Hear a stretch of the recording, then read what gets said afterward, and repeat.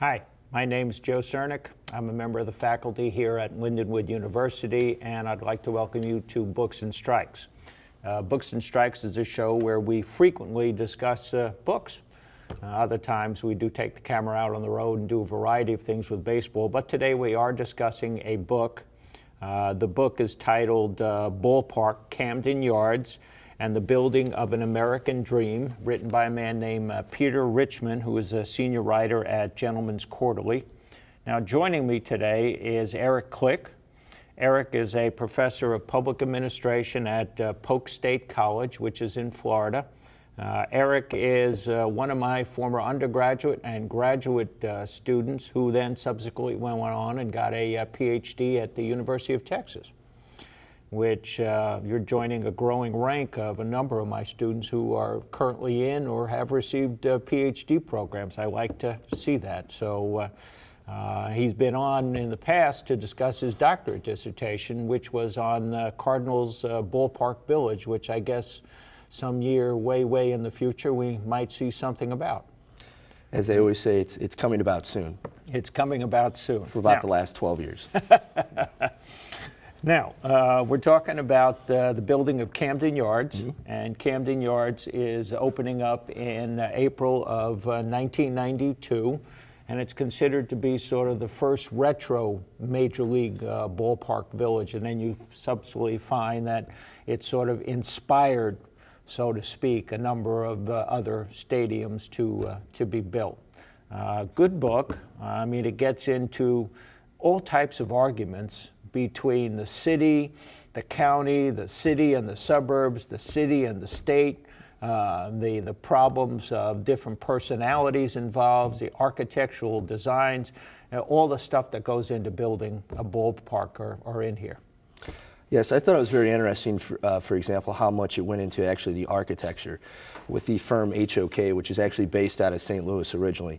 So they went very in depth into that. Actually, you even heard about the people that did the sod, you heard about the people that did the lights. I've never actually seen that kind of in-depth account. So it was pretty impressive. I mean, this gentleman, Peter Richmond, pretty much followed these guys around, I think, for 2, 3, maybe even 5 years. With this issue going back all the way to 1979. Another issue that's interesting, though, overall in this book I found was the similarities of both St. Louis and Baltimore, and actually a lot of the overlap. Baltimore had once been a great city, had the main train station, Camden Yards, and it had been pretty much the eastern hub of the United States for a long time. St. Louis at one point was the gateway to the west. Both cities had a lot of deterioration, and actually the Baltimore Orioles, it's very important to point out, were once the St. Louis Browns here, which they took in, I don't want to say they took, but they relocated in 1954, actually after the historic downfall of of St. Louis in population.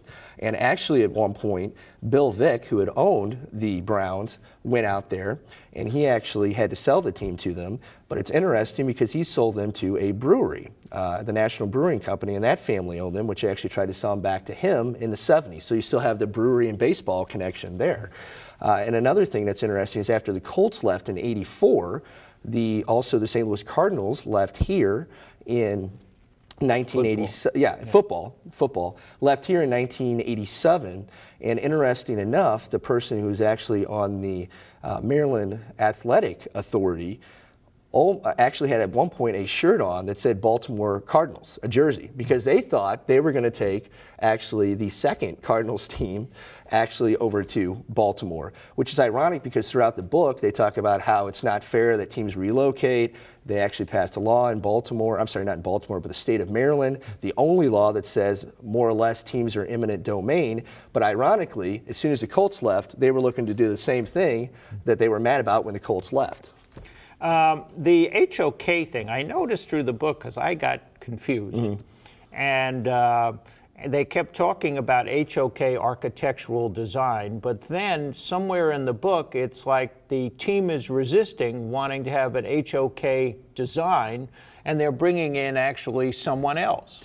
So there's this confusion about exactly whose design is it, and you get this feeling through the book that there's actually confusion about whose design actually is this? It is confusing. I ran into this on my dissertation to a certain extent, which is the impact of the growth machine on publicly financing sports facilities, the case of the St. Louis Cardinals, with HOK being actually the firm, the initial firm based out of St. Louis. They've been here for a long time, since the 60s, but they're part of a larger conglomerate known as HOK Sports, which is primarily then based out of Kansas City.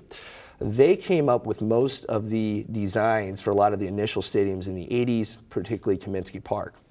In general, because they're so big, they kind of have a cookie-cutter approach, is what the concern was. When they had done other stadiums, they did concrete, and in essence, they're the epitome of what would be, in their minds, in Baltimore, a lot of the people at the state level, a cookie-cutter, concrete, modern stadium, which they did not like. It was very disconnected from the community, so the fear was you tried to do this in Baltimore and try to put it in a downtown, you didn't want to have this done. So in essence, there was a lot of fear through HOK with their work, and in essence, a lot of the problems was, especially through the Orioles, is they wanted to give no credit to HOK. And virtually what really erupted here, I guess, throughout the book, or as you track the course of this case, is that pretty much HOK and even the state to a certain extent felt jilted by the Orioles by the end, like they got no credit. And it was interesting too that finally the stadium was built because the Orioles would actually compromise that it would be Orioles Park at Camden Yards. That actually held up the stadium. It's hard to tell from the book, but I would say at least 2 to 3 years on actually being built, just over the name. I see there was this fight because the governor wants the name Camden Yards, and the Orioles owner wants this name Orioles Park. So you're having this but it was a reflection because the book is showing you that you're having constant sort of territorial fights. The territorial fights are won between the city and the suburbs. So the suburbs around Baltimore, they're not interested in actually wanting to do anything to help Baltimore. Now, and I think I understood this, but it's not explained in the book. You have the city of St. Louis, which is an independent city. It doesn't exist within a county. And Baltimore also is the same way.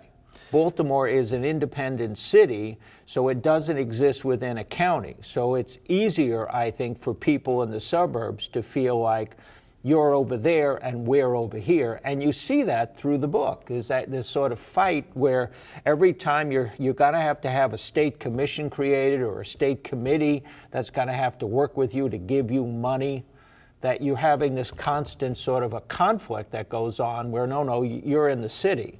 Well, in essence, what they did was they found a way around the state legislature, which is very similar to what happened in St. Louis. And interesting enough, too, of course, you recognize that there was a public referendum, which, of course, failed, and they still found a way around that, which is actually I believe, the Citizens for Sanity. It was something along those lines, which is very similar to the Coalition Against Public Funding here led by Fred Lindecki. But not surprisingly, in both cases, when you create these state agencies or these other, what they call in here, tools, they still managed to do the stadium.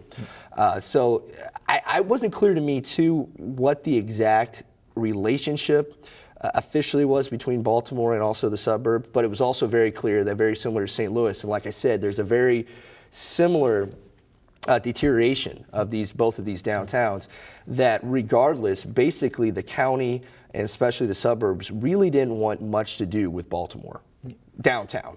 And then you were having, well, the typical threat, which is I'm packing my team up and taking it. But in this case, taking it was odd because you see reference to the ownership sort of talking about the notion of creating a stadium that is somehow halfway between Baltimore and Washington, D.C., which is what, I guess an hour down the road or so. Right, there's about 40 miles difference in the current stadium. So the concept would be you somehow, I guess, be building this in the suburbs. Right, you know, and so, to maximize, and that was very interesting too. They went back and forth on whether or not they would do that. This particular location, like I said, Camden Yards had been the greatest U.S. train station and hub at one point. So that actually, if you go back 30 or 40 years, and again, this goes to the overall issue and the odds of everyone fighting. But the fact is, this idea wasn't new. They had been looking at this off and on since the 60s, which is another issue that, in essence, in this book, you really see that everyone wanted to take credit, but no one wanted to take any kind of blame. And that was another problem, too. Yeah, Edward Bennett Williams, who at one point owns the team, is sort of talking about this notion of taking it out of the city. Who had been from D.C. Then he wants it then out of the city, and he wants it in D.C., but then he wants it halfway between, and so by the time I'm done reading the book, I'm going, where did he want the team again exactly? I think he pretty much wanted it wherever. And I think it was wherever, he felt he can get the most credible threat to get some action. Whereas if he said, I'm building it in Washington, and maybe it wasn't taken as a threatable threat enough, but if he said I'm building it halfway, maybe they would get more of a response to. Obviously, he wants to get state money, which is what he's getting, because he's getting state money to, eventually build this stadium. Which actually Mayor Schaefer originally kind of partnered with him. They had this weird relationship, but you could tell they both wanted the stadium, because Schaefer had also looked at this earlier in his political career, going back to the 60s. Then when he became governor, they really formed in this relationship, because what they used was the crisis and to push forward once the Colts left. So once the Colts left, pretty much you could see that the state and the Orioles wanted this, but it was an issue of how are they going to form this partnership, and who was kind of going to be the person that took the credit and was in charge. Now, clearly the state gave the majority of the money. So you would have thought, as in most of these public-private partnerships, they may have actually been in control of this. It's completely the other way around. The Orioles, especially Ed Williams and even his successor, had clear control of the situation. They also put a clause in that more or less said that unless the Orioles agreed with everything the state did, concurrency clause, that they couldn't do anything. What that really meant was that pretty much whatever the Orioles wanted, they got. Yeah, that was an interesting clause. I noticed that one when I was going through the book. They called it a concurrency clause. So every time that, wait a second, he's putting up the majority of the money, and they figured out how to sort of raise it through a combination of bonds and tax increases over here. And then what you're ending up with, though, is but nothing matters, because if the Orioles don't sign off on it, it doesn't count. Right. So, and so you're going through this. It was interesting, I mean, obviously the selling point was that you had some image, and it seemed, I guess that's the best you can define it as is some image that a ballpark actually can play a role in the revitalization of a downtown city. And that's exactly what they were going for, is that in essence, very similar to St. Louis to a certain extent, although St. Louis still has a better national image outside of actually people that live in the area that know more about St. Louis. People still have the more historic image of St. Louis in a lot of cases. Even though its schools and so forth in a lot of ways and city is just as bad off as Detroit or Baltimore. Baltimore didn't really have that. They identified that. They didn't have the Arch, they didn't really have the Cardinals, they didn't have a Budweiser or whatever the case may be. So in essence, they were really going for, you can come to Baltimore, and to a certain extent, you won't get stabbed. I think that was some of the message too, that it was so dangerous down in that area that you can be a gateway back to this area. And they refer to that they're talking about people leaving the city because of a crime rate, and then you have people that are in the state legislature simply saying, I'm not going into Baltimore, the crime rate, and you see reference. You had white flight, very similar to St. Louis. People forget how old of a city St. Louis is, almost as old as Baltimore.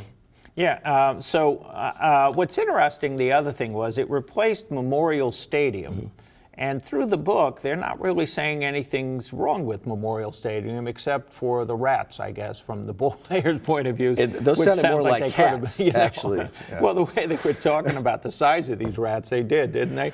Yeah. But I'm assuming nobody just took the time to get rid of them, But in other words, they were discussing how there didn't seem to be much of a problem with Memorial Stadium. So the exact reason why you're building this new stadium, it's more like, well, we feel compelled to do it because it's about time to build one, but there isn't sort of precise reasons why spelled out. To me, it's purely revenue driven. And another thing we need to bring up is that both Ed and then the owner after that, and a lot of the lieutenant owners, I guess we can call that, were lawyers. Now, we all know in the United States that we're not a democracy, we're a republic, which basically means rule of law. And it was very clear that these guys were better, and as in most of the cases, on the private side than the public side was at crafting and coming up with these reasons for the stadium. But Memorial, actually, they brought up at one point, 2 years before, I think in '85, Memorial was actually voted by Sports Illustrated the second best stadium in the major league. Players like to play in it too.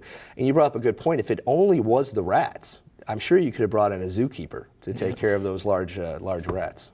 Yeah, I mean, there was a quote in here from one of the players on Memorial. He said, Memorial was a pretty damn good place, you know, and he goes on to talk about it. And so there's some problems here and there as far as blockage and vision, but I thought it was interesting that you, in the early part of the book, it's like, I don't see what's wrong with Memorial Park. I'm having trouble trying to figure out, you know, this stadium seems to be okay.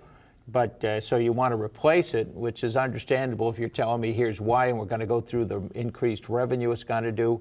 Obviously, after the fact today, we're somewhat aware that Camden Yards is a success for its integration with the downtown area. But I don't get the feeling from the book that that was one of the goals. To sort of necessarily, it was like you had to build a new stadium to do something, but you don't get this sense, which is interesting, that it was designed deliberately. We have some integrated plan in mind that this is going to bring business or retain business or increase revenue to the city because of other surrounding. There's no discussion of that in the book. I think it's interesting because almost up to the last minute of that stadium actually being completed, there was still no agreement, really, what the purpose of that stadium was. And there was still really no agreement on what the stadium being built. A lot of people that were in the inner circle were actually bad-mouthing the stadium as it was being built.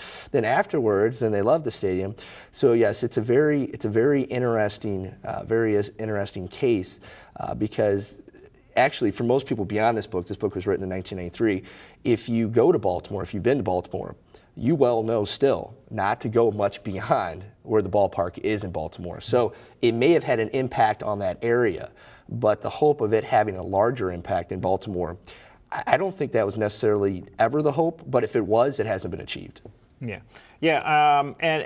what's interesting, again, is I just really marvel at a book like this from that idea of the constant fights, that you wonder, somebody has to, and there is this woman in there named Janet Marie Smith, She's tough. She's referred to as sort of, I guess she's put in charge by the owners to oversee absolutely every little design. And here it is a few months before opening, and she's looking at the dugouts and saying, wait a second, we can chop 40 feet off of the dugout because we can add 100 more seats, and here's the additional revenue we can make. And so even a few months before opening, I'm going to bring the crew in, they dug up the whole dugout again, they redesigned it so they can add these extra 100 seats. And she would go into the state. It was interesting, too, some of the interactions. I know there was a shower head incident in the players' locker room, which Frank Robinson was involved because he had previously been the manager, and now he's suddenly a major player. I guess he was in one of the 3 GMs, which was absolutely bizarre.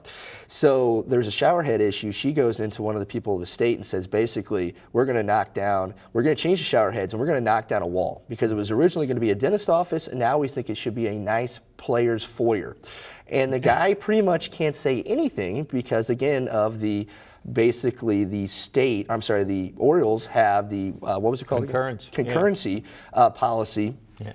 And so he just kind of grinned and just they went ahead and went with it, and they both mumbled. And what was interesting was Peter Richmond was actually following these people around at the time. I can't imagine what went on when you didn't have a reporter from the Sporting News, more or less, following you around nonstop. Now, we only have about a minute left.